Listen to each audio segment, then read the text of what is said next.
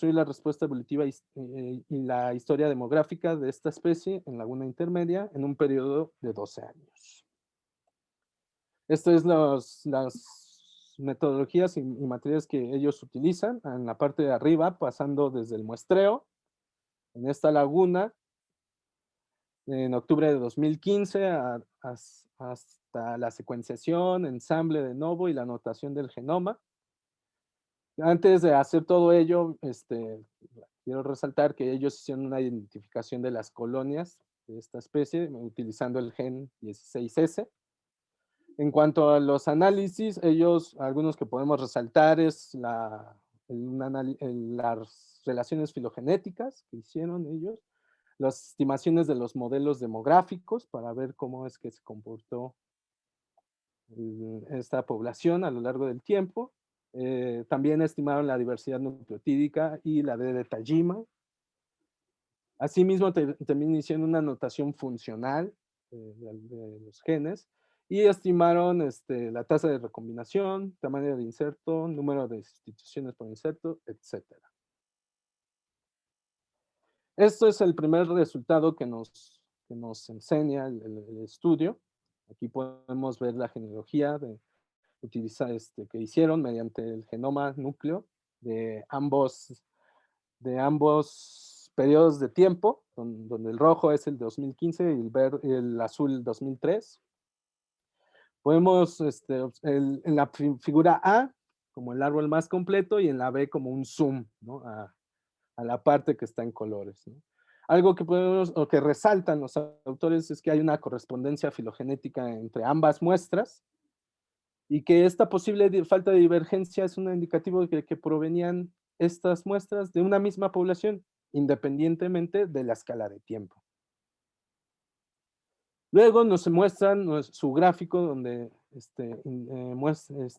resaltan los dos mejores modelos demográficos que ellos encontraron, los cuales fueron evaluados con el AIC ponderado, donde con mayor sustento indica que hubo una contracción, expansión y una contracción.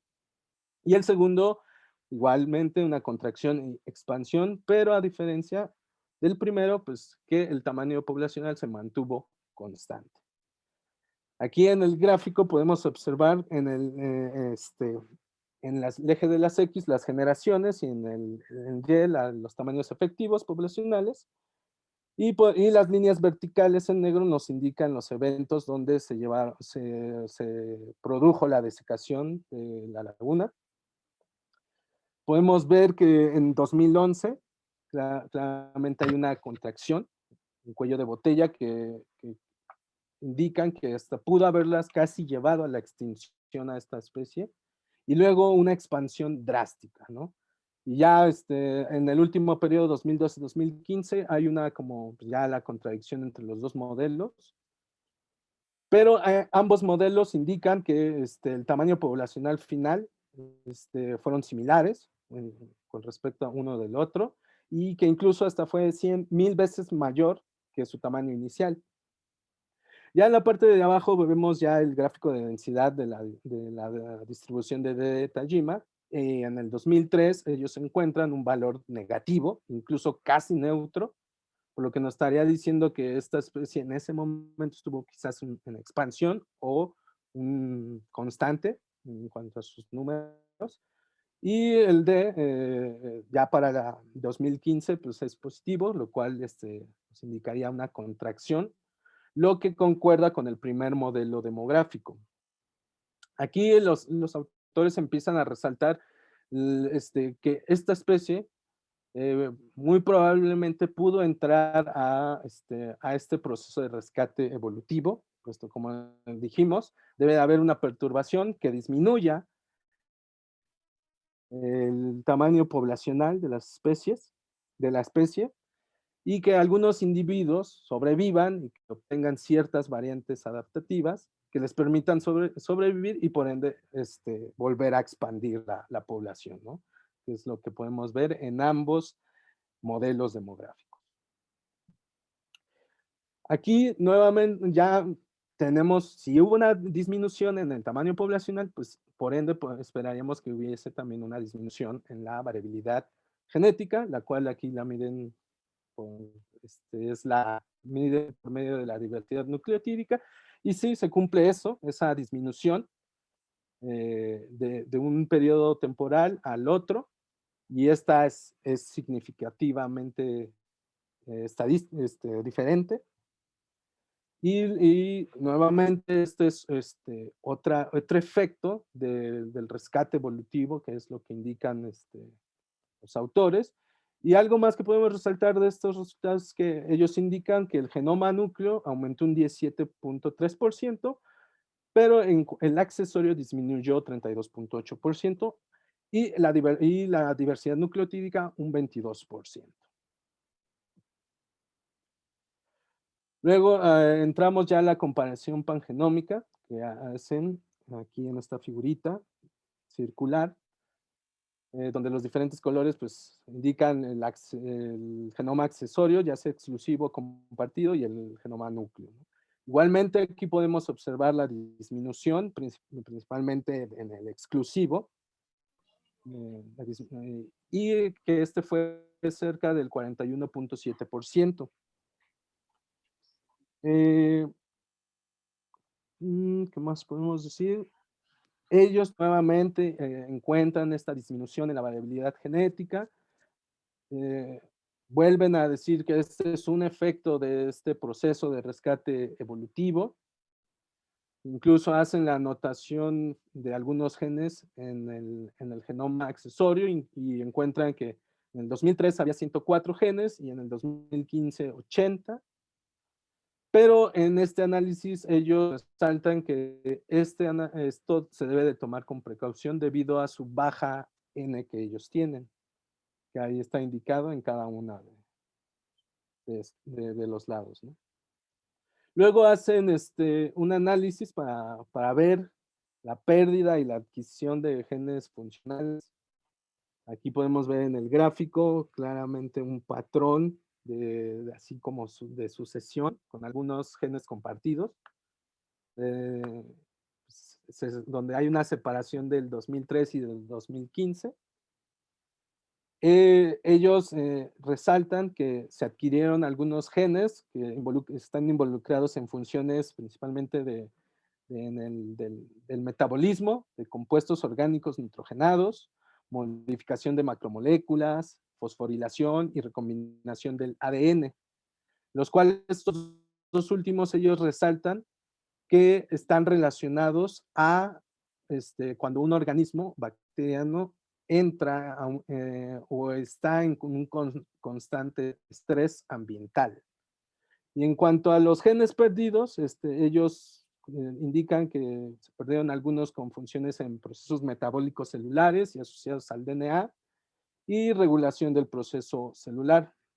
Pero lo que podemos resaltar de tanto de la fosforilación y genes con respecto a la recombinación del ADN es que el primero, la fosforilación, se ha visto o se ha reportado en otras especies bacterianas que estos genes les pueden proporcionar a los individuos cierta resistencia a nuevas condiciones ambientales y por ende poder adaptarse a estas nuevas. Asimismo, en cuanto a las de recombinación genética, o digo de ADN, ellos indican que esto se ha visto que puede ocurrir cuando hay una respuesta al estrés vía SOS, es decir, cuando algún factor externo de su ambiente hace o daña más bien el ADN de los individuos y esto les permite poder repararlo, incluso integrando ADN exógeno. Entonces, aquí nuevamente los autores indican que esto es como una señal de ese posible rescate evolutivo que ellos pudieron haber estado enfrentándose y por ende poder ahí haber obtenido ciertas variantes que les permitieron sobrellevar estos nuevos presiones y no morir, ¿no? Y poder subsistir.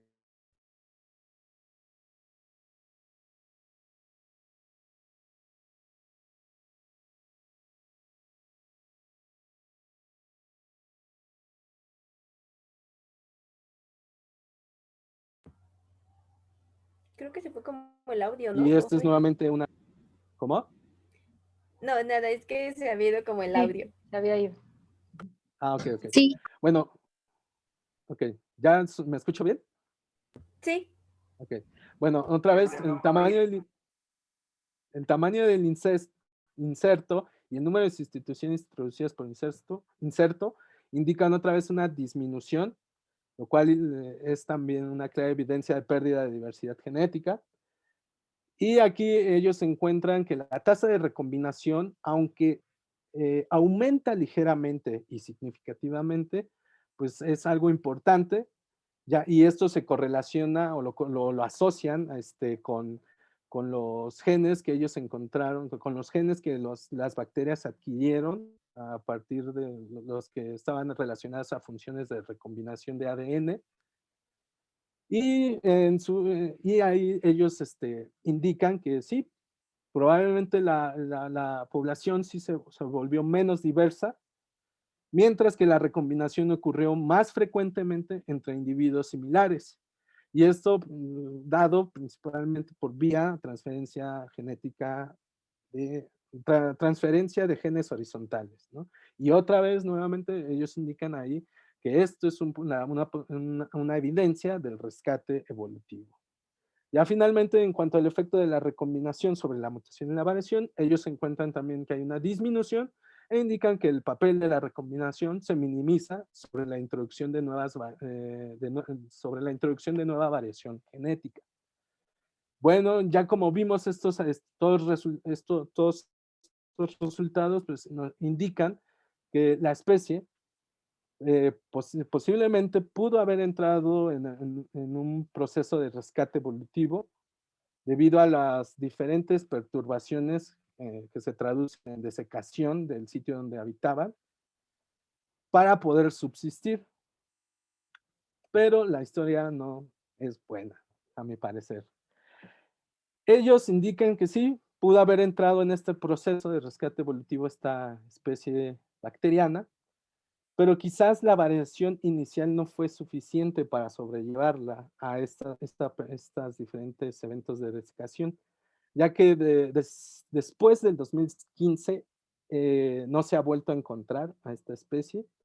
Incluso resaltan que se ha seguido haciendo muestreo con la misma intensidad, siguiendo los mismos protocolos, y no se ha vuelto a encontrar. También ahí resaltan que la pérdida de la variación genética después de un evento de rescate evolutivo podría hacer que las poblaciones sean menos propensas a sobrevivir a un estrés posterior, nuevo, en ambientes fluctuantes, como lo fue Laguna Intermedia desde 2011. Aquí yo no les había mencionado, pero en el artículo indican que después del 2015, específicamente en el 2017, nuevamente hay una desecación de esta laguna e incluso creo que en este evento desapareció. Y esto probablemente esté explicando por qué también ya no se ha podido encontrar. Pero al final ellos, ya para terminar el trabajo, dan dos posibles explicaciones a esto y que ambas no se excluyen. Y una de ellas es que la variación de Pseudomonas otitidis disminuyó progresivamente hasta el punto de ser incapaz de responder a cualquier nueva presión ambiental. O bien que los sucesivos eventos de desecación a los que pasó esta laguna hizo que esta fuera inhabitable para Pseudomonas otitidis o lo suficientemente severa para que para mantener a Pseudomonas otitidis, y de hecho, seguramente en muy bajas abundancias para volverse a muestrear. Y es todo.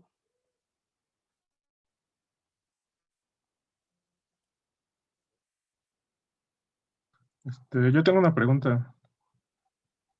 No sé quién me la pueda contestar. ¿Me escuchan?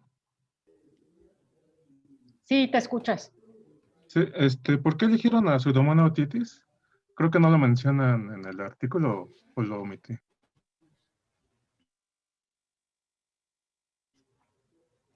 Pues primero que nada, por pura suerte había muestras de antes de ella. O sea, eso fue como lo más importante porque no puedes comparar, porque tenías el estado normal para comparar el estado perturbado. Y la otra es que es acuática. Entonces, la pérdida del agua tiene que significar una presión ambiental para ella, a fuerzas, ¿no? Esta no se ha encontrado en sedimentos, solamente en agua. Entonces, necesita el agua para subsistir, hasta donde sabemos. Esas dos, ¿no? El aspecto metodológico, que es, había muestras del estado normal, y el aspecto biológico, que es, depende del agua. Ajá. ¿Y tenían muestras de alguna otra bacteria o algo así? Sí había de otras bacterias, pero no las volvemos a encontrar. Esta, también pura serendipia, encontramos esta y pudimos compararla con la de antes. Fue prácticamente por eso. Ah, ya. Sí, Y otra pregunta, ¿esta bacteria era endémica de esa laguna o han logrado encontrar otitis en otras lagunas de por ahí? Esta suele ser un patógeno oportunista que produce infecciones en el oído, por eso se llama otitis, infecciones óticas. Que yo sepa, no se ha registrado en cuerpos de agua dulce. Suele encontrarse en hospitales, en desagües, en lugares perturbados también, pero en agua dulce, en ambientes naturales, no conozco. No, y de hecho hay muy poquitos genomas secuenciados de esta.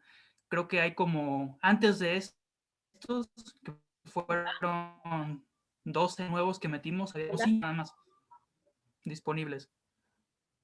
Ah, ya. Hola. Sí, Entonces sí es Valeria. muy especial para esta laguna, ¿no? Sí, era un evento Sí, poco... sí, posiblemente sea endémica. Encontramos aquí en Cuatro Ciénegas cada cosa que comparamos con el resto del mundo y sale como una cosa única. Una y otra vez nos pasa lo mismo, entonces no dudo que ese también sea el caso. Ah, bueno. Sí. Hola, Sí. ¿me oyen? Sí, vale. Sí. Es que el micrófono está muy raro con los audífonos, se interfieren. Tenemos varias especies, pero como dice, o sea, tenemos muchísimos bacillus, 200 nuevas especies de bacillus. Y de esos, unos se extinguieron como Bacillus coahuilensis. Pero la tamaño de muestra de Bacillus coahuilensis son nada más 4 cepas en el mundo entero y todas ellas de antes de la desecación. Entonces no podíamos hacer ningún experimento con ellas. Y como dice Manuel, Pseudomonas en este caso era una especie muy prometedora porque había estudios previos hechos por Ana Escalante. Y lo que no mencionó Manuel es que estudió 2 especies. Una cuyo patrón filogenético es muy separado antes y después, por lo tanto, pues ya había una diferencia y no se podían comparar.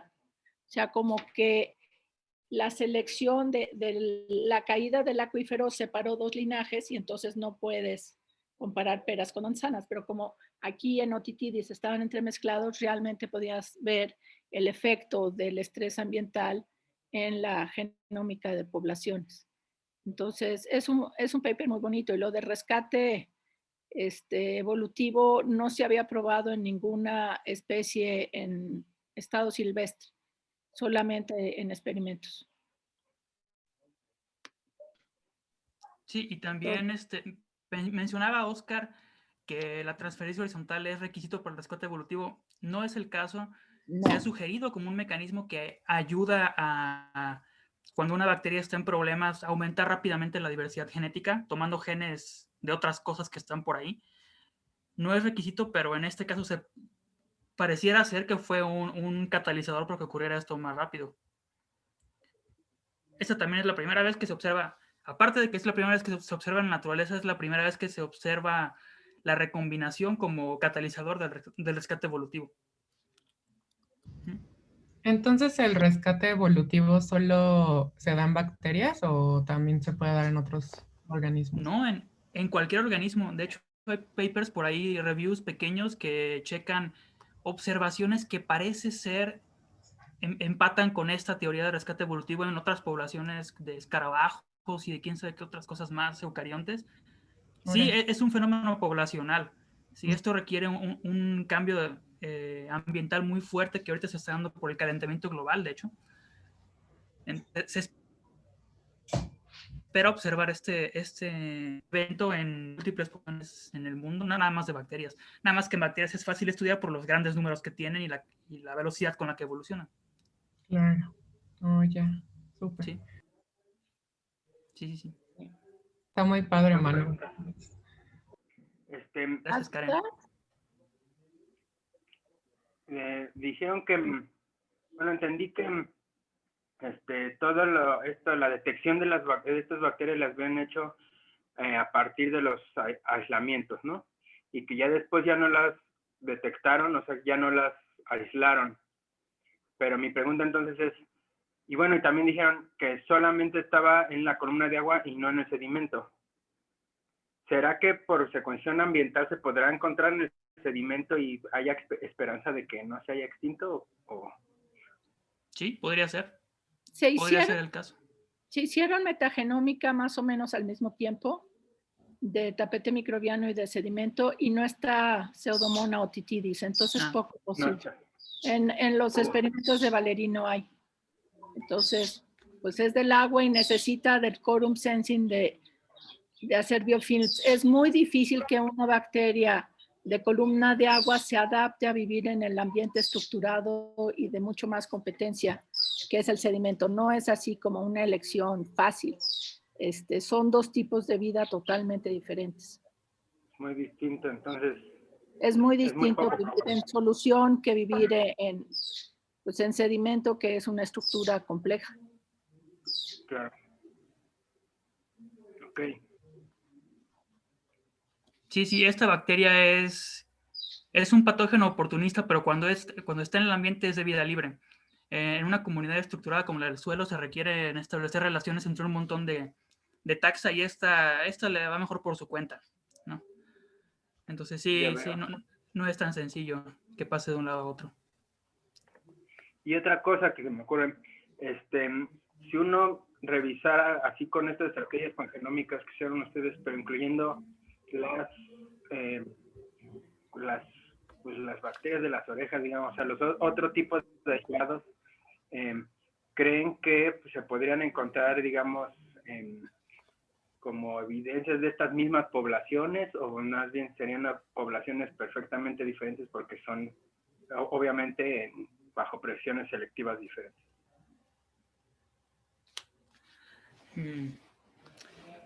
Sí, esto se ha hecho con Pseudomonas aeruginosa, que es muy cercana a Otitidis. La aeruginosa la puedes encontrar en ambiente, la puedes encontrar en múltiples infecciones en humanos, en múltiples enfermedades en humanos.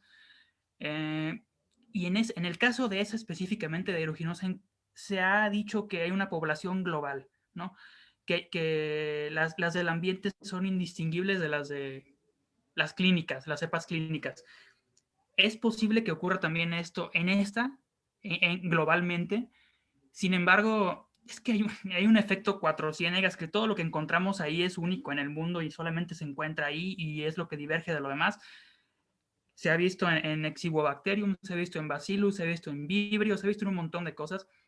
Probablemente esta se comporte igual, pero excluyendo esta, es muy posible que el patrón de aeruginosa se repita, dado que es una bacteria que puede brincar de ambiente a humano y de humano a ambiente. Entonces, posiblemente se trate de una población global igual que aeruginosa. Sin embargo, yo no haciendo creo, pangenómica, no puede creo. ser, es que haciendo pangenómica podemos encontrar genes que a lo mejor solamente están en un lado y en otro, y te podrían dar atisbos como de un cierto grado de especialización, tal vez. O son genes que son seleccionados para estar en poblaciones clínicas o ambientales. Puede ser. Esta ya lleva un rato en Cuatro Ciénegas, por lo menos Sí. 10,000 años. Mínimo. Sí, esta sí. Esta sí. Entonces no es una población global. O sea, el nombrar una especie nueva en bacterias es una lata. Es una serie de criterios que verdaderamente es un negocio nombrar especies nuevas. Logramos nombrar una especie que es la Quattrocienegensis, y Otitidis no tenía la diferenciación suficiente de acuerdo a los estándares de hace 20 años para clasificarse como otra cosa, pero es muy diferente a la que está de manera global en cosas clínicas. Entonces, está Sí. en casi especiación, podríamos decir. Entonces podríamos decir también que esas presiones selectivas de las primeras, las del 2003 eran, ¿no acuerdo? Ujú. Podría ser como un poquito de evidencia de especiación incipiente, algo así. Sí, sí. Fíjate que sí, mira, hubo un resultado que no se presentó, que les comentaba la otra clase, de un test que hicimos de McDonald-Kreitman entre población de 2003 y 2015. Y esto lo que busca son polimorfismos no sinónimos que se hayan fijado, es decir, polimorfismos que puedan haber representado, pueden haberse fijado por eventos de selección positiva muy fuerte. Y no nos dio la estadística porque tenemos muy bajo el muestreo, pero encontramos un polimorfismo, creo que fue una arginina por una histidina o algo así, en una proteína de transporte de fuentes de carbono, que solamente se encontró fijo en la población de después. Esto posiblemente le haya permitido entrar en un nicho nuevo, ¿no?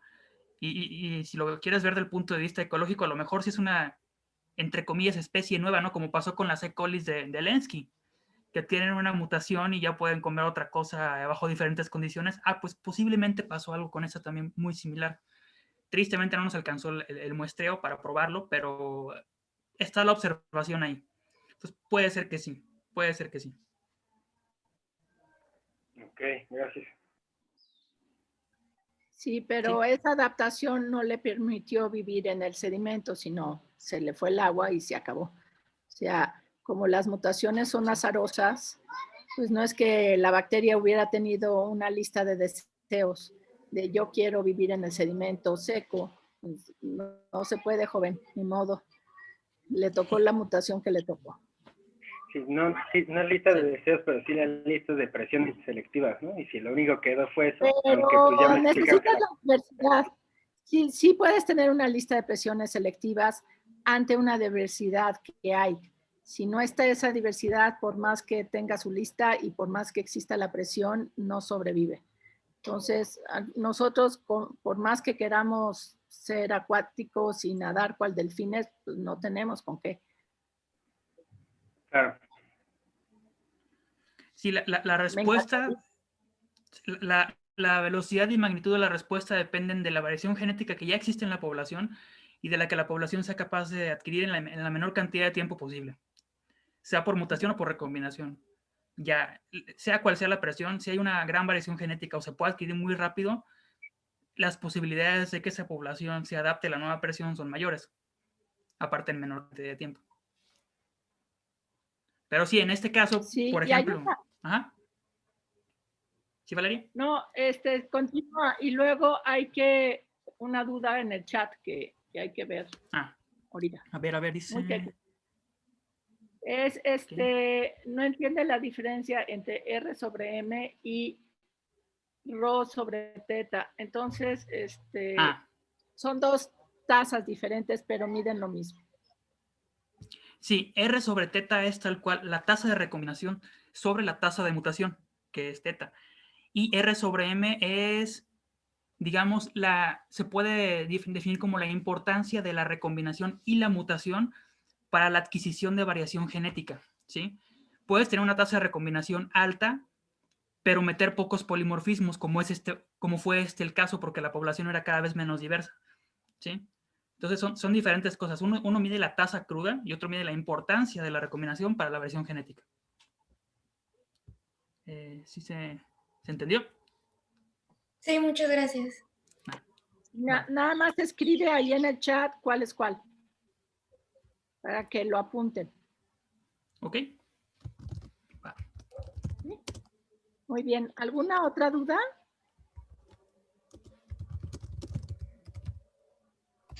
Pues yo tenía también una duda, muy parecida a lo que mencionaban antes, ¿no? Si estas pseudomonas, pues conocen por ser oportunistas, significa pues que pueden infectar, no sé si hay fauna local que se pueda infectar y en la cual probablemente haya latente o algo así. No sé si existe esa posibilidad. No sabemos.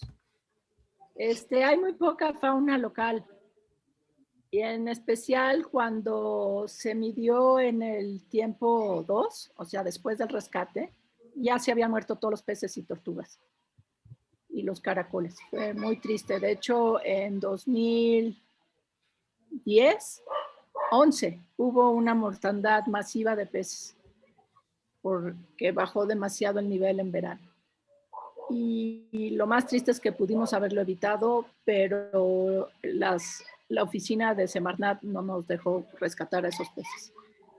Entonces, no había a quien infectar al final del experimento de Manuel. Y en el principio, pues no teníamos esa visión. O sea, cuando lo medimos en 2003, pues estábamos apenas describiendo la diversidad. Las pseudomonas es el primer estudio de diversidad que se hace junto con los bacillus del Churince en la historia de 400. Entonces, todo en realidad es muy nuevo. Son sistemas muy difíciles de trabajar y todo es muy nuevo. Entonces, en el experimento de Manuel, el rescate evolutivo no pudo ir a atacar una tortuga porque pues, no había ya tortugas que atacar. Sí, además, no nos consta que esta bacteria tenga específicamente genes de virulencia o cassettes de genes de patogenicidad. No lo sabemos. No, como no fue la visión del estudio eso, sino más bien la historia demográfica y la evolución, no nos clavamos en este tipo de genes.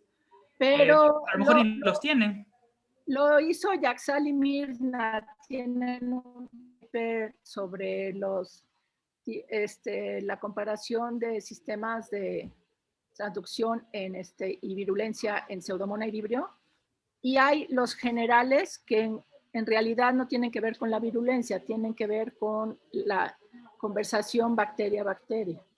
Entonces, hay un paper de eso de Mirna Vázquez y Gabriel Yaxal, donde exploran eso y tanto las pseudomonas como los vibrios no son patogénicos llenos de toxinas, pero sí tienen muchos sistemas de conversación, digamos, que son los sistemas de transducción.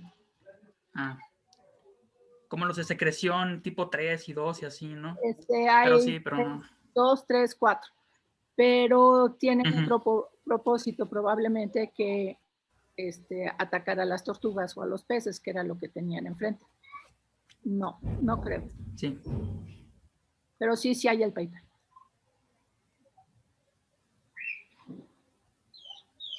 ¿Alguna otra duda?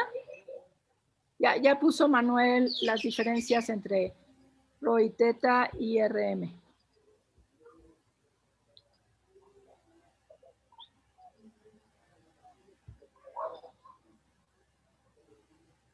¿Más dudas o empezamos con el otro paper? Aquí en Tepos hace calor. Nada más comentando, otra evidencia que encontramos también que se menciona en las discusiones de que esta cepa pudo haberse pues extinto o pudo haber llegado a abundancias muy bajas es que encontramos crecimiento mediante el mismo muestreo, mismo esfuerzo de muestreo, mismas épocas, misma metodología, todo. En la caja, con medio selectivo para pseudomonas, empezó a crecer un vibrio cólera que nunca se había encontrado en esa laguna, ¿no? Entonces, pudo haber sido competidor, pudo haberla desplazado, porque también es un generalista, también crece generalista y patógeno oportunista, también este linaje así es. Entonces, pues a lo mejor se desplazó, a lo mejor hubo una competencia. Pero Yair hizo los experimentos y no, era muy poco. Había por ahí un par de aspectos. Vibrio cólera se dedicaba a comer unas cosas que no se dedicaba a comer Otitidis. Tenían gustos diferentes. Más bien cambió el ambiente y cambió el menú y Vibrio cólera le gustó más como era después. Exacto. Y Otitidis no. Sí. Pero también puede ser por lo de que dijeron del cambio de la salinidad, ¿no? Y del pH. Claro. Haya sido como una presión. Cambió todo, pero sí. Sobre todo yo creo que cambiaron los amigos de Pseudomona que vivían en los biofilms con ella. Pseudomonas es parte de comunidades, suelta muchos bienes comunales, digamos, y aunque la podíamos crecer en cajita, estoy segura que que la ponías en una gota de sus amigos y crecía mejor. Lo que pasa es que tenemos una visión muy minimalista de lo que es la comunidad. Vamos estudiando de uno en uno y el todo hace totalmente otra dinámica. Entonces, es muy posible que los que perdieron el agua, se fue perdiendo la comunidad a medida que se iba el agua y entonces ya en ese rescate evolutivo no hubo los cuates con quien compartir los sideróforos y otras cosas que necesitan para mover el hierro, el nitrógeno, el fósforo. Entonces ya no pudo sobrevivir por todas las razones juntas, ¿no? Parte porque se le fue el agua, se le fueron los amigos, no había perdido variación genética y esa no la pudo rescatar. O sea, todo junto. Esa es mi visión. ¿Tú qué piensas, Manuel? Sí, yo pienso que la perturbación fue como un efecto dominó ahí y todo el mundo se vio afectado. Y justo el rescate evolutivo es interesante porque es como un arma de doble filo, ¿no? A corto plazo y bajo una perturbación puntual puede llevar a la población a expandirse de nuevo, pero pagando el precio de la pérdida de diversidad genética. Entonces, si hay perturbaciones sucesivas y más que nada si son perturbaciones distintas a la inicial o con una magnitud mucho mayor a la inicial, cada vez se va quedando con menos variación genética hasta que ya llega un punto en el que se vuelve una clona y ya no puede responder a ningún cambio y desaparece o se ve severamente afectada, ¿no? Entonces, sí. Por una parte es el aspecto de la comunidad, que efectivamente cambió mucho por el cambio en el ambiente, y por otra parte es también el costo genético que tiene que pagar la bacteria por expandirse en un ambiente muy, muy difícil, ¿no? Entonces, están las dos. Muy bien. Bueno, ¿qué tal si nos vamos al otro paper, a menos de que tengan alguna otra pregunta?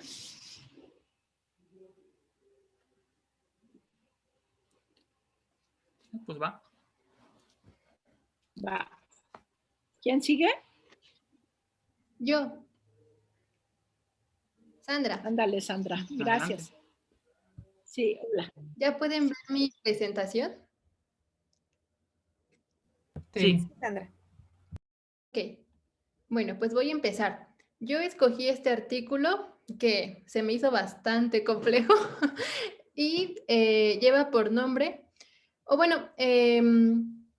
se trata de cómo descubren la estructura de estas moléculas, las siringafactinas, que son unos lipopéptidos, y eso ayuda a entender un poco más la evolución de estos péptidos no ribosomales, que son unas enzimas. Y este artículo fue publicado en esta revista. Y bueno, vamos a empezar. En la introducción nos habla un poquito de los metabolitos secundarios que son producidos por las bacterias y nos comenta que estos metabolitos tienen un bajo peso molecular, nos habla un poquito de sus características, dice que son estructuras complejas y se encuentran en mucha diversidad. Ahora, son importantes porque estos metabolitos han sido moldeados por presiones de selección y además, por su naturaleza, pueden interactuar con otras proteínas de manera muy específica y muy efectiva. También eso los hace que sean de importancia farmacéutica. Nos pone de ejemplo que muchos de los antibióticos presentan estos metabolitos de manera natural o algunos pueden ser sintetizados. Y bueno, estos productos o metabolitos que las bacterias están produciendo están formados por bloques simples, digamos, son ensamblados. Y los que se encargan de llevar este ensamblaje o esta construcción de estos productos van a ser unas enzimas, que aquí nos dice que han sido nombradas como enzimas modificadas específicas o enzimas biosintéticas modulares, que es lo que tengo aquí.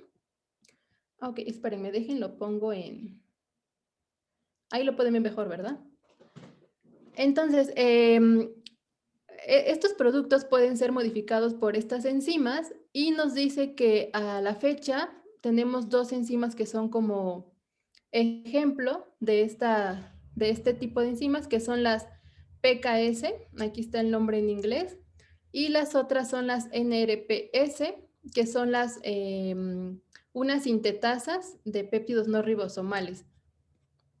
Ahora, lo que van a hacer este tipo de enzimas biosintéticas es que van a incorporar monómeros específicos a ese producto que se está produciendo en las bacterias. Entonces, por ejemplo, en el caso de estas enzimas que tengo aquí, las NRPS en color verde, nos dice que cada módulo que presenta la enzima está incorporando aminoácidos a esa cadena polipeptídica que está en formación. Ahora, enfocándonos un poquito a un tipo específico de enzimas, estas, las no ribosomales, sintetasas, por lo que entendí, estas enzimas están compuestas por diferentes dominios y esos dominios también van a presentar módulos que ya veíamos que son los encargados de agregar aminoácidos. Entonces, lo que nosotros tenemos al inicio de estas reacciones es la sintetasa y el producto va a pasar por estos 4 dominios. El primer dominio es el dominio A, donde ocurre una adenilación. Y a grandes rasgos, aquí lo que ocurre es que se selecciona el aminoácido y esa selección va a ser en función de la especificidad de la enzima. Y por último, pues sería una activación vía adenilación, de ahí el nombre. Ya que sale de este dominio, se va al dominio T y en este dominio, de tiolación, igual, nos dice que va a tener diferentes funciones, entre las que destacan la que funciona como bueno, no sé cómo sería la traducción correcta, pero dice que es como un brazo flexible para ligar los productos o para unirlos. Bueno, ya después de este dominio va a pasar al siguiente, que es el dominio C por condensación. Y aquí básicamente lo que ocurre es que se cataliza la formación de enlaces entre amidas y aminos. Entonces, la importancia de este dominio, que vamos a ver más adelante, es que es específico para los sustratos. Entonces, eso le va a conferir una capacidad de poder agruparse filogenéticamente de acuerdo a la función del dominio. Y bueno, ya por último, el producto va a pasar al dominio de tioesterasa, es este último, donde aquí ya se va a liberar el péptido y ahora vamos a tener vamos a obtener un péptido no ribosomal, un NRP. Ok. Ahora, otro apartado que nos hacen en la introducción es que ya vimos cuáles son las enzimas, cuáles son las 2 más importantes, cómo están estructuradas. Y ahora vamos a ver que esas enzimas, que son las que vimos aquí, las NRPS y las PKS, van a tener o son de naturaleza molecular, lo que las hace muy fáciles de estudiar y ver sus eventos de recombinación que han sufrido a lo largo del tiempo. Entonces, nos dice que esta recombinación va a ser la fuerza que va a estar impulsando esta evolución y diversificación de los genes biosintéticos para este tipo de péptidos. Y bueno, lo que es importante es saber cómo ocurre esta recombinación en condiciones naturales. Ahora, ¿cómo lo saben? Pues los autores mencionan que una de las maneras de encontrar eventos de recombinación es a través de snapshots, que nos van a permitir rastrear estos eventos evolutivos y menciona que que hacer este tipo de estudios es crucial para entender cómo estas moléculas han ido evolucionando. Ok, ahora ya centrándonos en el modelo de estudio del artículo, nos habla de las pseudomonas y nos dice que estas bacterias presentan una gran cantidad de un grupo de genes conocidos como los genes biosintéticos, los vamos a abreviar ahora como VGC, por sus siglas en inglés, y también Pseudomonas va a presentar una gran cantidad de metabolitos secundarios, lo que le va a conferir ciertas ventajas ecológicas. Por ejemplo, nos dice que este tipo de péptidos, perdón, que veíamos hace un rato, los NRP, van a ofrecer una ventaja a las bacterias que las están produciendo. Una de esas ventajas, nos menciona varias, aquí resalto dos, es que puede ayudar contra la defensa de competidores y defensa contra depredadores. También mencionaba que, la verdad no sé cuál sea la traducción correcta para bacterias, decía que las ayuda a hacer como una agrupación, el verbo swarm, pero no estoy segura porque no sé muy bien esto en bacterias. Pero bueno, lo que sabemos es que confieren una ventaja en términos evolutivos y ecológicos para las bacterias que los producen. Ok, entonces, sí cambió, ¿verdad? Ok, entonces, ¿por qué estudiar? Nos dice que para saber la evolución de estos genes en Pseudomonas, pues se deben hacer estudios de evolución molecular, se deben de incluir eventos de recombinación que hayan ocurrido en un pasado reciente. Y bueno, esto nos va a poder, aquí no entendí muy bien, pero nos dice que nos puede ayudar a encontrar una similitud de secuencia entre los elementos genéticos transferidos y esto para obtener la caracterización filogenética de estos productos. Bueno, el objetivo del artículo es saber cómo la recombinación ha llevado a la diversificación evolutiva de estos genes bacterianos. Más adelante les hablaré, aquí ya les pongo que son octapéptidos, les cuento cómo llegan a saber esto. Y nos dice, los octapéptidos derivados de pseudomonas de la familia de la syringafactina proporcionan evidencia clara para la diversificación a través de la recombinación intra e intergenes. Ahorita les cuento un poquito de eso.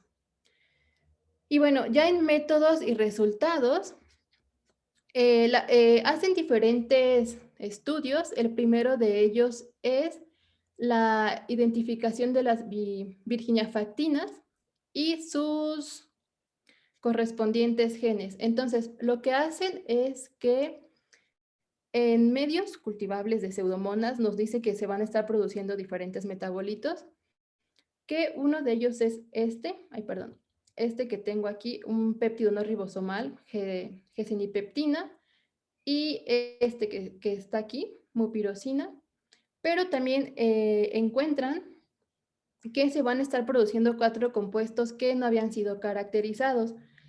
Ya que hacen la caracterización por espectrometría de masas, me parece, encuentran que son unos lipopéptidos y como hacen esto en Virginia, en Estados Unidos, pues yo creo que por eso le pusieron el nombre, ¿no? De virginiafactinas. Como son 4, les ponen A, B, C y D. Entonces, ¿por qué son importantes? Porque estas virginiafactinas tienen similitud con miembros también de otros compuestos que son la cichofactina, no sé si está bien traducido así, y la syringafactina. Ok, entonces,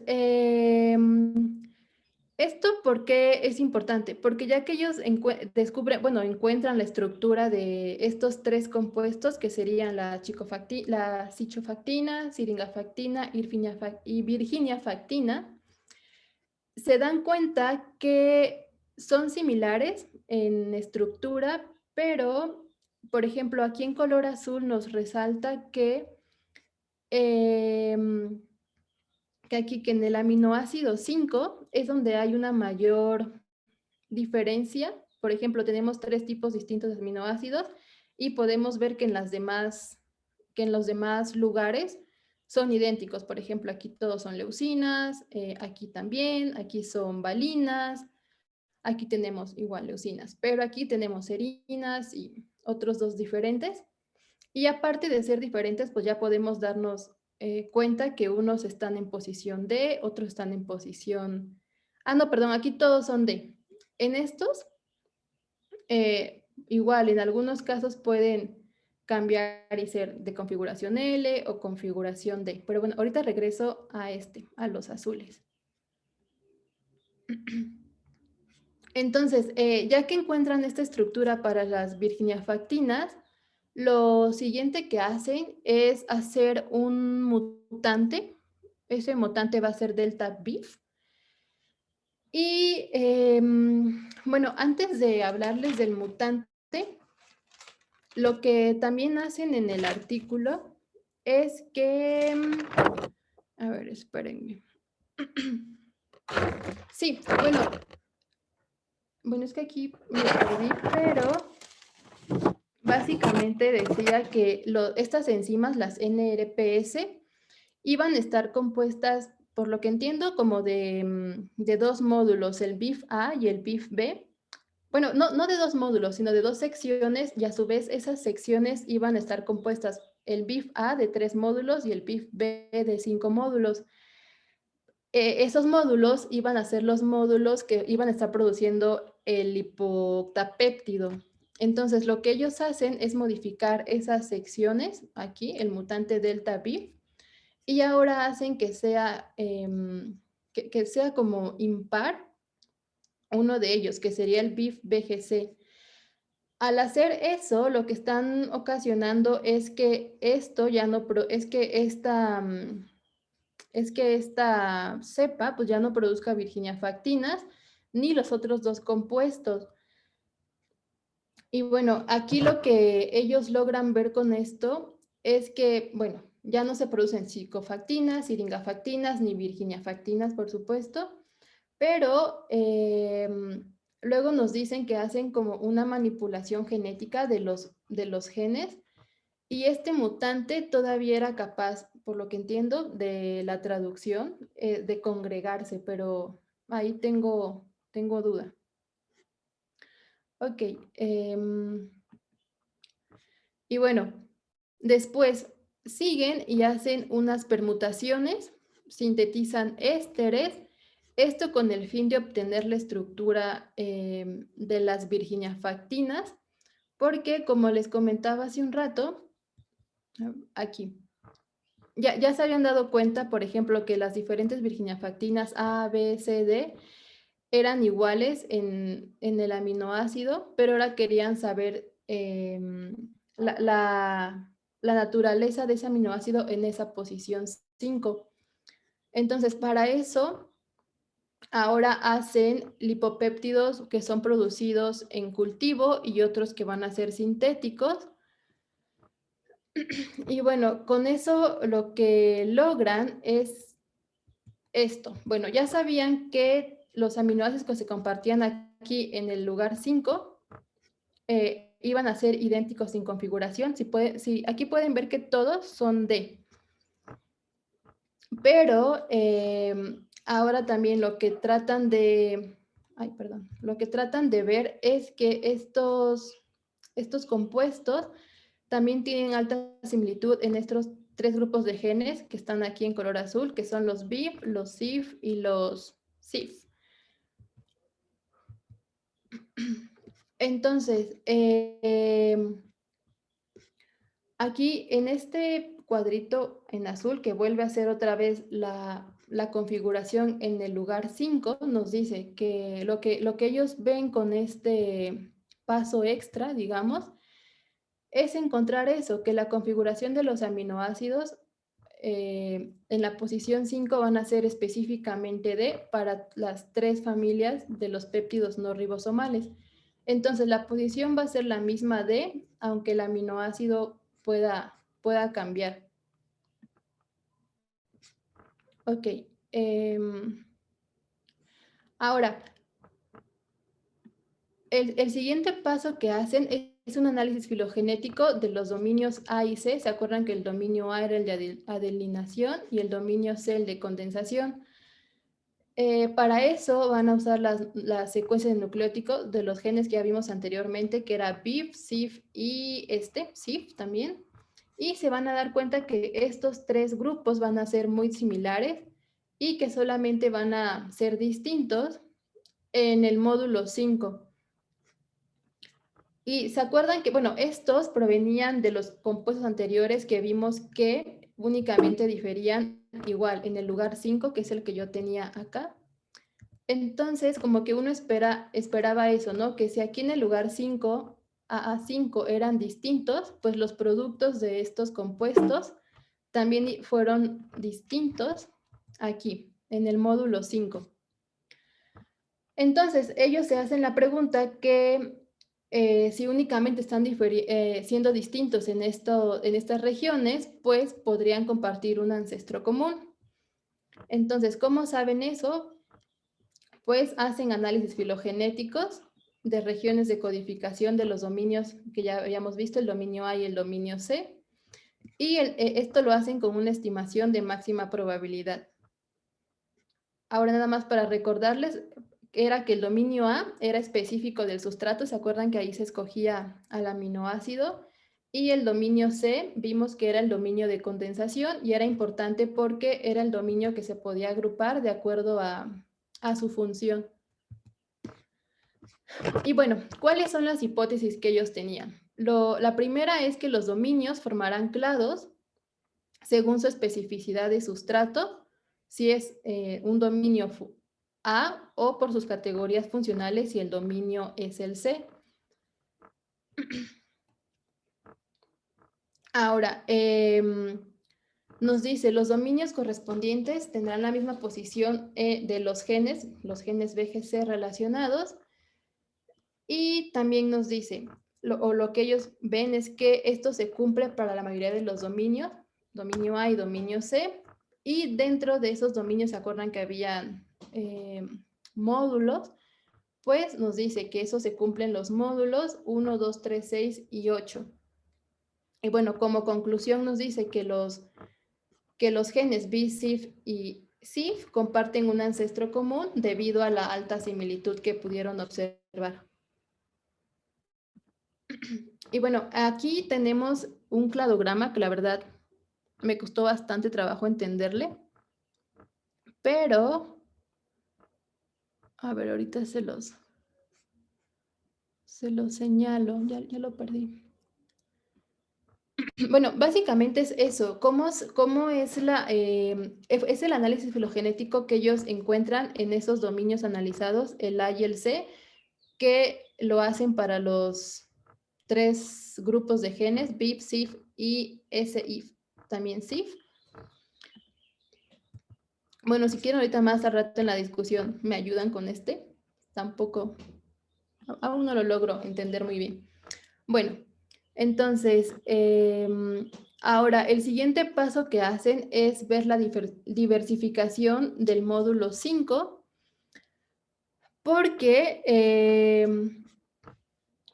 bueno, esto de la diversificación del módulo 5, yo lo quise resumir para el caso de la virginiafactina, donde ellos logran ver que esta diversificación del módulo 5 se puede deber más a un evento de recombinación que a otro evento, que a otro de los eventos.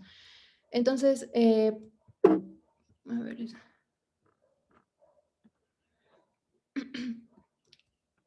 Ahora, otro de los pasos que hacen es encontrar la filogenia molecular de los lipopéptidos que han sido producidos en cultivos, eso con el fin de discriminar si esas diferencias habían sido transmitidas por una transferencia horizontal de genes o por una transferencia vertical. Aquí lo que quiero enfatizar es que ellos encontraron que esta especie de pseudomonas, la QS y la MW, son las que presentan mayor similitud y ellos creen que esa transferencia fue vertical para el caso de estas dos especies. Y bueno, este estudio lo hacen con todas las especies de las diferentes cepas que analizaron que analizaron para este estudio. Que aquí podemos ver las demás, ¿no? Pseudomonas, tenemos 1, 2, como 6 especies distintas.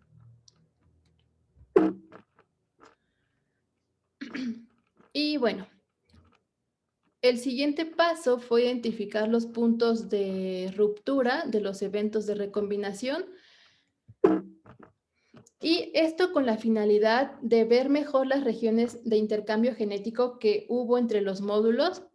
Y aquí lo que ellos ven, que se puede también apreciar en la gráfica aquí, es que los dominios T, que eran los de etiolación, podrían ser también parte de estas unidades de intercambio, entiendo yo como intercambio de información.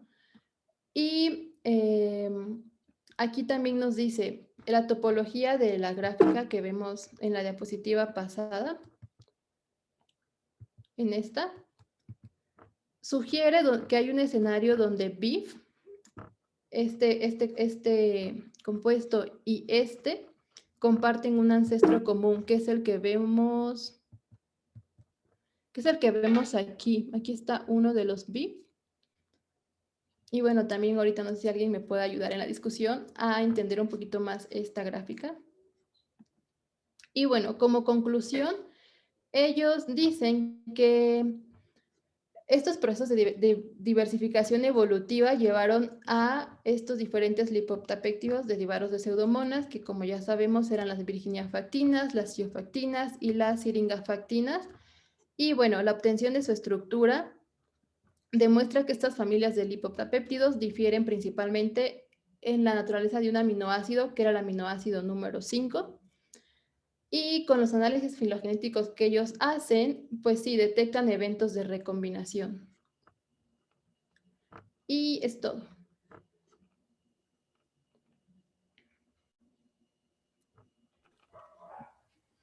Ok. Si quieres, te puedes devolver a la figura de los cladogramas para ahondar un poquito más en ella. Mira, este paper está muy padre porque el sistema que estén estudiando ellos es diferente a como vemos a los genes, como percibimos a los genes, que es una secuencia de ADN que se traduce en una secuencia de proteína, de aminoácidos, ¿no? En este caso, estos genes biosintéticos se comportan como operones dentro de sí mismos porque se trata de diferentes dominios que presentan ellos, que es el dominio C, dominio A, dominio T, múltiples veces dentro de un solo gen. Y la importancia en este caso de estudiar la recombinación es cómo podemos hacer moléculas nuevas usando nada más este tipo de dominios y de módulos, ¿no? Dentro de mismos genes. Cómo podemos enfocar los esfuerzos para producir moléculas nuevas, ¿no? En este caso se supone o se asume que este tipo de genes funcionan como bloques de Lego, si lo quieren ver así, ¿no? Tenemos los 3 primeros dominios que producen el módulo 1, luego los siguientes 3 el módulo 2, luego los siguientes 3 el módulo 3, etcétera, ¿no? Y cómo podemos acomodar estos módulos para generar moléculas nuevas, ¿no? Entonces aquí quieren probar que es algo que se puede hacer, que se puede llevar a cabo viendo eventos de recombinación en estas secuencias de genes biosintéticos, ¿sí? Entonces, fuera de la parte de bioquímica que buscan caracterizar esta nueva virginiafactina y demás y compararla en funciones y ver si hacen swarming también con ella o no. Fuera de esa parte, lo interesante es esto que les comento, ¿no? Pues si quieres, vete a los cladogramas anteriores. Más para atrás, más para atrás. Estos son importantes, porque aquí lo que están viendo primero, el A, el primero, lo que hace es un agrupamiento, es una filogenia de los dominios A, ¿no? ¿Es el dominio A? Sí. El dominio A es el que lleva el aminoácido. Entonces aquí la hipótesis en esta filogenia es, esperamos ver que todos los dominios A que cargan leucinas o cargan prolinas o alaninas se junten, ¿no? Que sean más parecidos entre sí que con los demás dominios. ¿Y se cumple o no? sí se cumple. Tal cual es lo que está pasando ahí. Tenemos todos los de leucina, tenemos todos los de prolina, alanina, etcétera, juntos, agrupados, ¿no? Dicen, ok, eso es lo esperado, ¿no? Luego pasan al dominio C en la figura B y dicen, aquí se tienen que agrupar de acuerdo a su función, que es el iniciador, el continuador o el que tiene dual, ¿no? Que es como C y E. Y lo que pasa también aquí es que eso se cumple. Sin embargo, en el cladograma C, si se fijan, ahí están comparando el dominio A, sí, el módulo A, perdón, y el módulo A, A7 y A4, ¿no? Y aquí el patrón se rompe, porque estos módulos tienen una similitud inesperada entre ellos, ¿no? Si se fijan, hay agrupamientos del módulo 7 y 4, 7 y 4, 7 y 4, y utilizan el módulo 8 nada más para anclar. Esto es raro, ¿no? No debería pasar eso. Y aquí es cuando empiezan a preguntarse si estos dos módulos tienen un ancestro común y han diversificado hace poco o son transferidos horizontalmente, ¿no?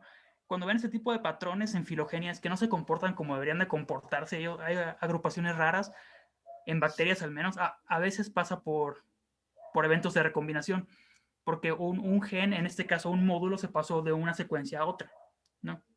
Eso es lo que se está viendo ahí en ese cladograma. Ajá, ¿sí? ¿Puedo interrumpirte o sigues toda tu idea y luego interrumpes? No, ya está, adelante.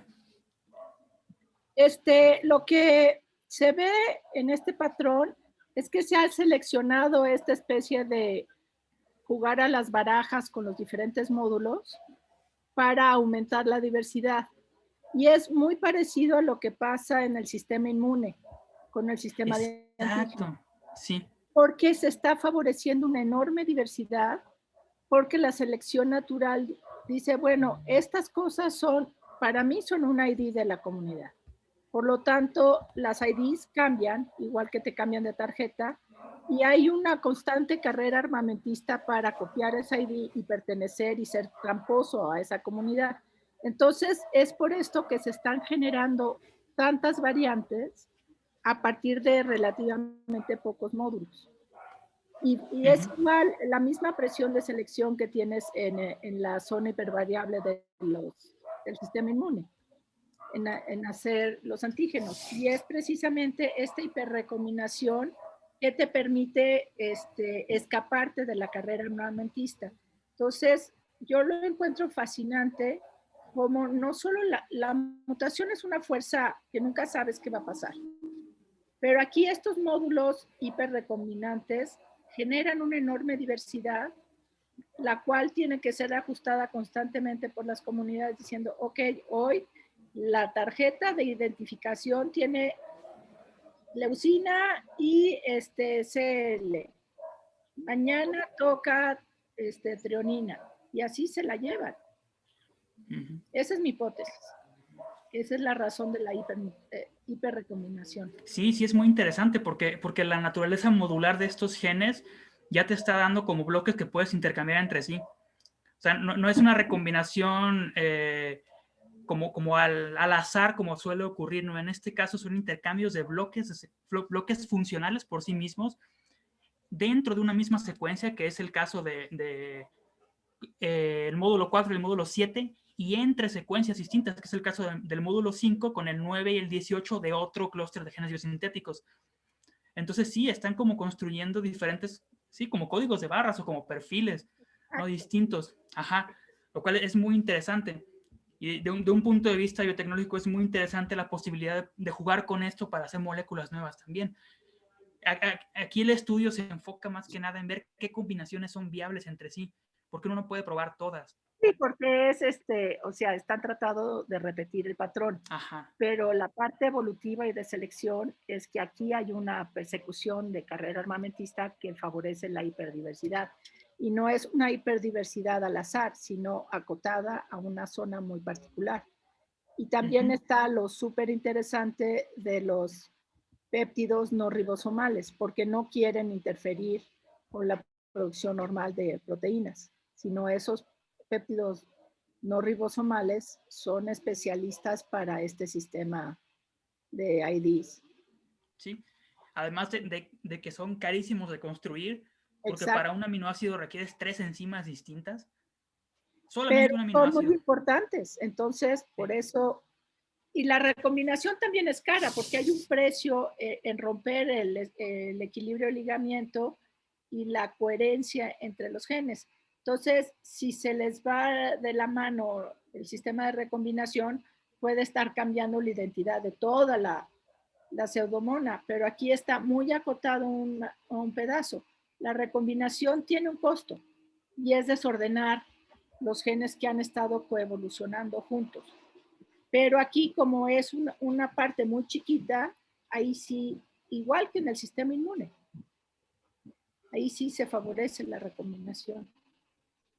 Me gustó mucho este paper por eso. Sí, está muy, muy padre. Aunque está en un idioma de chinos y la parte química, sobre todo odio cómo ponen acronismos. Ya para cuando vas en BSG, ya se te olvidó quién era las letras anteriores, pero bueno, se los vamos a perdonar. Son bioquímicos. Son químicos. Sí, son bioquímicos, se lo vamos a perdonar, nada más en esta ocasión. Sí. Los demás, ¿qué dicen? ¿Se asustaron mucho? Sí, ajá. Sí, a mí también me costó un buen de trabajo entenderle. Y sí, sobre todo esta parte química, pero no me quedó muy claro, o sea, la parte que hicieron el mutante fue para, o sea, tenía la mutación que no producía la virginia factina, ¿no? Y después como que ya no discuten nada como al último, ¿no? De este mutante que habían creado. Sí, es que eso lo hicieron nada más para corroborar la función de esa molécula. Hicieron un knockout tal cual, ¿no? Tenían la hipótesis de que la molécula era para swarming, que es como un tipo de movimiento bacteriano, como nado sincronizado en bacterias. Y dijeron, bueno, vamos a ver si es cierto que es para swarming, vamos a cortarle el gen o a invalidar el gen y a ver si se pueden mover así. Al parecer sí, al parecer en este caso esta no es específicamente para sí, ese. es que tenían que ver a la comunidad completa y pues, como lo sacaron del contexto biológico donde vive y ecológico, no hay manera de replicar, aunque los bioquímicos no lo saben, las interacciones a las que éstas evolucionaron. Te tienes que ir al sistema original. Ok, entonces era más bien como para confirmar sus resultados, ¿no? Sí. Ajá, sí. Ok. Sí. Ah, ya, gracias. Es la manera en que los bioquímicos han avanzado. Aprender que hace una mutación, pues la quitas y ves qué falta. Pero aquí como lo que le falta es una conversación compleja a nivel comunidad, probablemente, sí. no pueden decodificar algo tan complicado, que no tienen el contexto. Sí. Ya. Ok, gracias.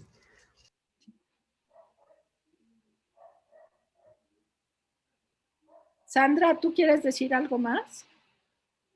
Sí, yo tengo otra duda. Al inicio, en la introducción, decía que esos productos recombinados que no tenían alguna función específica o no se les veía un uso, podían ser eliminados por algún tipo de selección, ya sea positiva o negativa.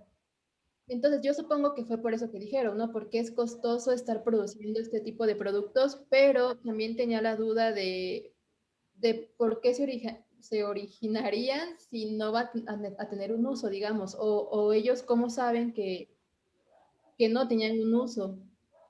Es que no tienen el contexto. O es una hipótesis nada más que plantean. Es una hipótesis, o sea, es algo muy caro que selectivamente no se mantendría, como dijo Manuel, si no hubiera una presión selectiva a favorecerlo. Pero como la sacaron de contexto, ellos no son capaces de ver cuál es su uso. Sí. No es evidente. Es muy curioso que hay muchos de estos clústeres de genes biosintéticos que son silenciosos. O sea, que cuesta muchísimo trabajo expresar sus productos o que se expresan en cantidades muy bajas. Sin embargo, se conservan. Eso invariablemente te está diciendo que hay una presión selectiva para mantener esto en el genoma, porque pueden ser operones de hasta 40 genes, ¿no? 20, 40 genes, y están mantenidos en el genoma, a pesar de que tienen un uso muy limitado para circunstancias muy particulares, produciendo péptidos muy pequeños que son carísimos aparte, metabólicamente carísimos. Eso ya, sin probar nada, te estoy diciendo que hay una selección muy fuerte a favor de esto, de mantenerlos. Si el origen no se puede controlar, el origen surgen y ya, pero el hecho de que se mantengan, el hecho de que sobrepasen la barrera de la selección negativa, es porque son importantes. Y muy posiblemente, como dice Valeria, a nivel ecológico, para comunicación y para identificación en una comunidad, pues puede ser que ese sea el caso. Es muy probable que sea el caso. Digo, ¿de qué otra manera encontrarías como justificable utilizar aminoácidos que aparte no son proteinogénicos, como los que son, bueno, hay dextros y levos, ¿no? Todos tenemos aminoácidos que, no me acuerdo de cuál era lo normal, levo, ¿no? Levo es el estándar, ¿no? Ah, pues aquí tienen dextros y tienen aminoácidos rarísimos, además, que son difícilmente metabolizables, ¿no? Entonces, sí, muy posiblemente sean un ID. Y muy posiblemente el tener un ID que reconozcan los tuyos y que no reconozcan los demás, o que reconozcan ciertos miembros de la comunidad, sea importantísimo ya cuando se trata de relaciones ecológicas, de competencia o de cooperación, por ejemplo. Sí, un detalle que ustedes no tienen por qué saber es que Pseudomonas de Cuatro Ciénegas producen unas cosas que se llaman ciclopéptidos, que es como parecido a esto. Son péptidos pequeños que funcionan como antibióticos y creemos que tienen una función de ID en la comunidad, donde los que tienen el complemento a estos ciclopéptidos no se intoxican y los forasteros son identificados como forasteros y entonces funciona como antibiótico. Entonces, yo creo que esto es parecido, pero mucho más complejo y con más señales. Justo con eso de la identificación entre comunidades, ¿podría volver a explicar cómo relacionó con que el A4 y A7 estuvieran, se relacionaran entre sí en la filogenia? Es para explico otra. Manuel. Sí, si te fijas, están como en ramas, en pares, ¿no? Está el 7 y 4, luego está el 7 y 4, bueno, está el 7 y 4 de la CHF, que es de la cicofactina, el 7 y 4 de la siringofactina y el 7 y 4 de la virginiafactina, ¿no? Lo que uno esperaría es que se juntaran todas las 4 juntas y todas las 7 juntas, ¿sí?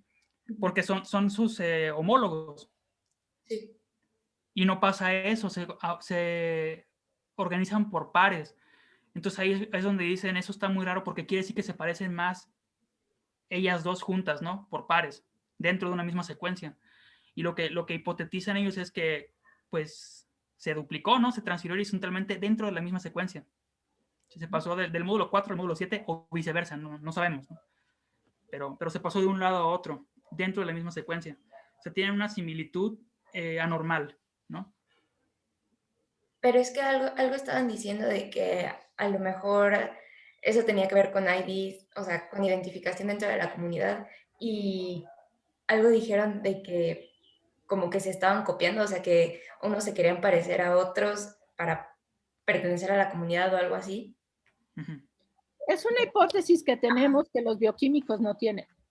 Ajá. Entonces, esa es una hipótesis que igual persigue Manuel en su postdoc, que quiere hacer cosas con estos tipos de genes biosintéticos.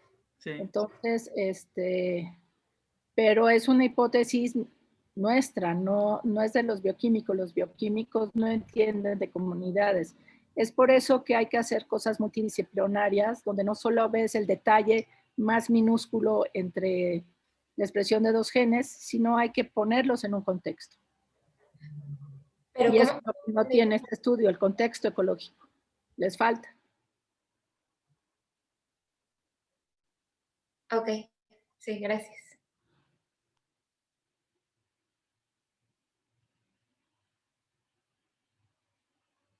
¿Más dudas o comentarios? Sí, y será, por ejemplo, que estos genes, bueno, desconozco, pero ¿será que se puedan encontrar en el contexto como pangenómico en la región como accesoria? ¿No? Como la región accesoria, porque así a lo mejor tendría un poco sentido en lo que comentaba, ¿no? De que pues en general el accesorio al core es más dinámico, ¿no? Es más dinámico y también responde como a adaptaciones más locales. Entonces no sé si sea el caso de estos genes. Sí, los BGCs son pangenómicos. No es core. Ok. Sí, y son hipervariables entre las diferentes pseudomonas. Aquí es un solo linaje de pseudomonas la que está haciendo toda esta recombinación. Si fuera entre linajes de pseudomonas, sería totalmente otra historia. Aquí es dentro de un linaje, hay una hiperdiversidad en esta región. Y esa es pangenómica. Ok, claro. Sí.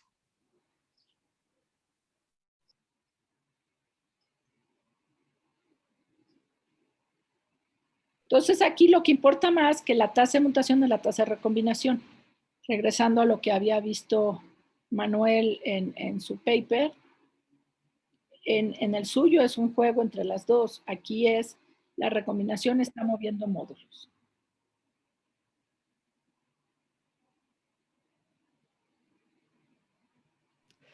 ¿Podrían explicar la última figura, por favor? ¿Te vas a la última, por favor, Sandra? Sí. ¿Esta?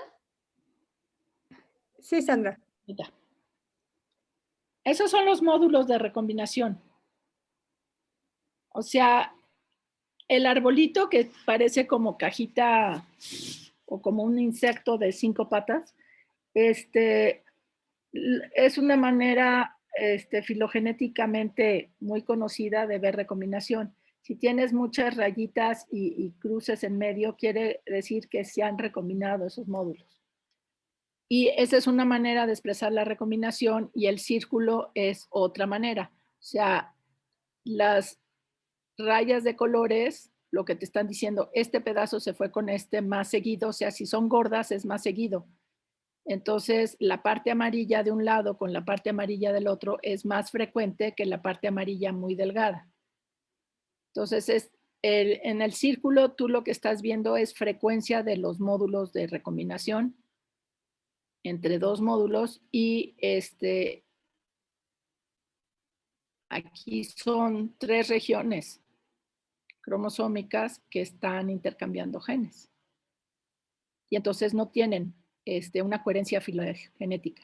Entonces esta como arañita, bueno, no, que estrella de mar alargada, que tiene 5 patas, es una manera de resumir las 4 filogenias anteriores. ¿Te acuerdas que están los árboles de nada más los aminoácidos, de nada más los genes C y luego juntos, que ya no hacían sentido? Pues ese es el resumen. Gracias. Sí, es que de primera la imagen me parecía semejante a una red de haplotipos. No, aquí son fragmentos que se recombinan más seguido unos con otros. Ok, gracias. Sí, aquí no tiene sentido una red de haplotipos porque pues no hay haplotipos, son fragmentos de genes que se están recombinando. Sí. Sí, además como es bacteria no hay haplotipos. Sí es otro lenguaje. Está bien. Igual sí hay haplotipos, pero no les decimos así los microbiólogos. No. ¿Más dudas? Yo, doctora, quisiera comentar algo. ¿Qué pasó, Víctor? Sí. Un comentario más que nada. Pues los artículos me gustaron mucho por su manera de explorar como las bases genéticas detrás de esta capacidad adaptativa de las bacterias, ¿no? Sobre todo me interesó mucho la parte de la transferencia horizontal de genes, puesto que había visto que en unos artículos que pues, algunos autores la consideraban tan importante que estaban proponiendo como reconsiderar la idea del árbol genealógico de la vida, ¿no? Que es como... No. Esos son, Doolittle y sus amigos están locos. O sea, todo tiene su medida y hay una enorme presión de selección para restringir la recombinación que rompe totalmente la cohesión dentro de un genoma. Entonces, sí hay recombinación bajo ciertas circunstancias y en ciertos linajes. No hagamos una sopa general que incluye pues géneros, especies e inclusive familias que ni conocemos. O sea, estamos estudiando 4 bacterias, Pseudomonas aeruginosa, Bacillus subtilis, Bacillus, el Bacillus, que modelo ahorita no me acuerdo cuál Bacillus es. ¿El Otitis? No. Un Bacillus que está en todos lados, subtilis. ¿Ves? Sí, es subtilis. E. coli, Salmonella. O sea, con esos 5 vas a entender el planeta entero, pues not really. Y además, E. coli tiene mucho menos recombinación que, por ejemplo, Vibrio. Vibrio es altamente recombinante, este es el sexto que es un sistema modelo, mientras que E. coli solamente recombina bajo ciertas circunstancias. Entonces hay todo un gradiente de sexualidad microbiana y ese gradiente está modulado constantemente por la selección natural. No puedes hacer generalizaciones de que esto que se ve aquí en de breaking points ocurre ni siquiera en todo ese genoma de ese bicho.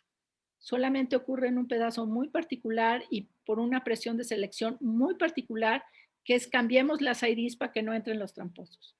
Entonces, esa es mi hipótesis. Pero he estudiado la transferencia horizontal de genes desde el inicio de mi doctorado y te puedo decir con toda certeza que Doolittle está loco.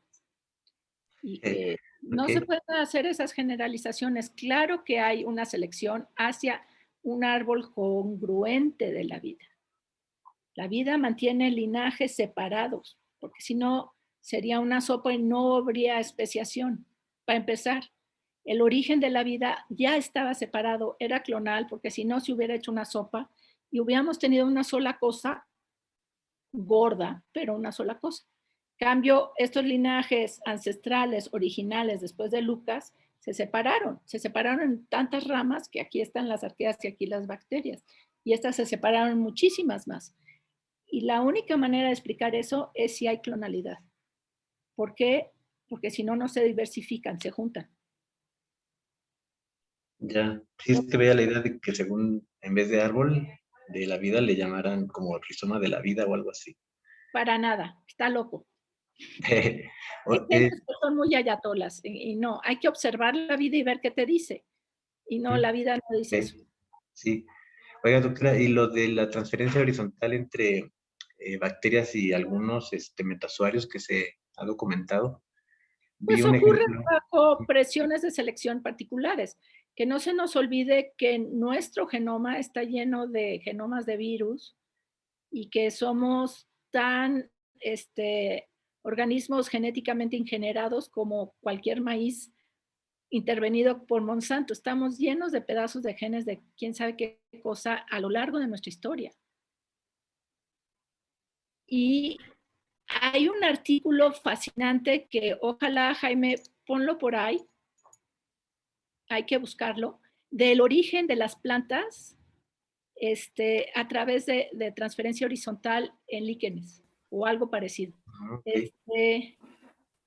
Donde sí se mapea muy bien con genómica de poblaciones en una comunidad, no me acuerdo si eran líquenes más musgos más no sé qué, cómo esta mezcla fue muy importante para la diversificación de las plantas. Y es un paper muy bonito y sí, ahí se ve la transferencia horizontal y el mosaico que resulta. Entonces ahí sí fue muy importante, pero son eventos como pulsos donde yo creo que es un SOS general, la presión de selección es tal que la vigilancia de la selección se rompe. Tienes un cuello de botella gigante, los DNA se rompen y entonces la única manera de sobrevivir es mezclando. Pero esos son momentos muy puntuales que probablemente tienen que ver con radiaciones adaptativas espectaculares, pero son momentos muy cortos que explotan después. Sí, lo vi en ejemplo de nemátodos fitopatógenos que descubrieron genes, ¿no? Que se asemejan a unos que tienen bacterias fitopatógenas. Sí, seguro. Y las amibas están llenas de genes de sus presas, porque no tienen un sistema de vigilancia demasiado sofisticado, o es una manera de engañar a las presas en cuestión. No sabemos suficiente de amibas como para saber. Muy interesante. Los protozoarios son un enorme... Sí. Sí, doctora, muchas gracias. De nada. Me encanta eso de la transferencia horizontal y especialmente ponerlos en orden. Sí, a mí también. ¿Más dudas? Yo tengo otra. Esto de los análisis que hacen de la recombinación con el snapshot, ¿eso también se puede hacer en cualquier organismo o solo sí? Yo no veo por qué no. Ok. Sí se puede. Sí, yo no veo ninguna razón por la cual no. Yo no lo he visto en papers de eucariontes, pero igual es que es muy nuevo esta visión de estos bioquímicos. Sí, exacto, justo porque no lo había leído, igual y pensé que eran solo para, no sé, organismos haploides o cosas así. No tiene restricción alguna. Ok, gracias.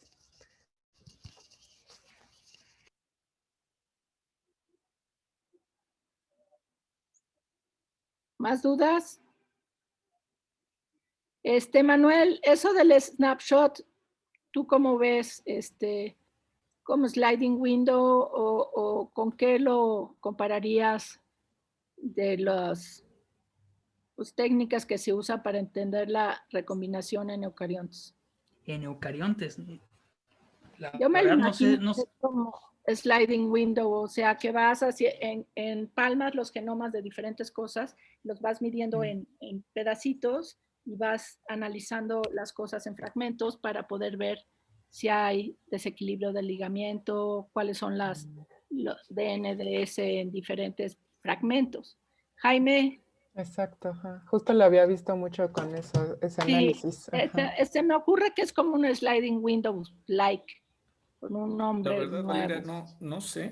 Yo solo he visto cosas justo como lo que acabas de decir, ¿no? Hacer análisis por ventanas y estimar el desequilibrio del ligamiento, ya sea en genes o en regiones cromosómicas. Yo nunca he hecho uno de esos. Estaría interesante hacerlo. Sí, hay que hacerlo. El sliding window y snapshot me suenan que son muy parecidos. Jocelyn, ¿qué se te ocurre? Sí, tampoco lo he leído ese análisis en eucariontes. Justo como lo que han dicho, va por genes o regiones de genomas, sliding windows de diferentes tamaños, y pues ahí se va calculando el desequilibrio del ligamiento. Otra cosa como, pues no, o sea, no lo he visto en realidad. Como que lo que se ha hecho también luego es, a partir de ventanas móviles, haces esto, desequilibrio del ligamiento, también calculas el número de variantes que hay, tasas con tipo test de McDonald-Craigman, pero nunca sí. Pero, o sea, es otro lenguaje para algo que ya hemos hecho. Yo creo que es otro lenguaje para algo que ya hemos hecho. Sí, es parecido. De hecho, aquí lo que están usando es como el porcentaje de similitud y buscan, en este caso, genes. Su sliding window es como un gen total, completo, y ver si hay algún parecido no esperado entre dos secuencias. Bueno, también lo hacen con dominios y con módulos, ¿no? Pero sí, tal cual. El sliding window es arbitrario y nada más ve uno si hay por ahí de repente alguna ventana que se parezca de más a otra que no debería parecerse tanto y pues en este caso hipotetizan que fue adquirida horizontalmente de un lado a otro porque se sale del parecido esperado, ¿no? Algo así. Sí. Ok, gracias. ¿Algo más, chicos? Bueno, es que ahorita ya con esto de Snapshot, ya me hicieron, bueno, me hicieron reflexionar. No había reflexionado ese concepto como están comentando, yo cuando estaba leyendo el artículo lo había interpretado como, o sea, la traducción como tipo literal es como una captura, ¿no? Una captura de pantalla. Entonces yo lo había interpretado como o sea, como lo que se hace comúnmente en cualquier estudio como genético, o sea, de genético poblacional o de diversidad, ¿no? En donde a partir, pues, o sea, toda inferencia, ¿no? De diversidad, de estructura, bla, bla, pues se toma a partir de un muestreo que captura un momento en determinado tiempo. Entonces, eso yo lo había entendido, pero eso del sliding window, pues también, o sea, podría ser y está interesante. Yo creo que es lo mismo, nada más que inventaron el agua tibia. Sí. Pero es lo mismo. Nada más que pues, el sliding window, en lugar de ir en orden, estos están tomando capturas de pantalla, como tú dices, en diferentes genes. Y en el sliding window también puede ser un análisis más a lo mejor intragenómico, ¿no? En diferentes regiones y checando. Sí. Sí, aquí es por dominios. Tal cual. Exacto. Algo que igual y ahorita estoy pensando y vamos a ver un poquito en la clase es que lo que sí he visto es en eucariontes son la alta homología que puede haber en segmentos a lo largo del genoma dado por elementos transponibles. En donde es con un poco de snapshot cómo los van analizando. Lo vamos a ver un poco en la siguiente clase tal vez. Voy a incluir Sí, es parecido, Jos. Sí, me suena también igual porque es una cosa que se pasa de un lado a otro y se parece mucho porque pues, tienen un origen reciente y común, ¿no? Sí, y justo está interesante. Lo vamos a ver más a detalle, pero estas regiones o sea, las regiones en el genoma que se están moviendo o copiando y pegando por estos elementos transponibles no son aleatorias, son específicas, no en cualquier lugar del genoma ocurren y solo ocurren en regiones donde hay presiones de selección, en donde les puede asegurar que esa secuencia que se copia y se inserta, sea muy lejana, muy cercana a lo largo del genoma, va a quedarse por selección balanceadora tal vez y no va a perderse por deriva.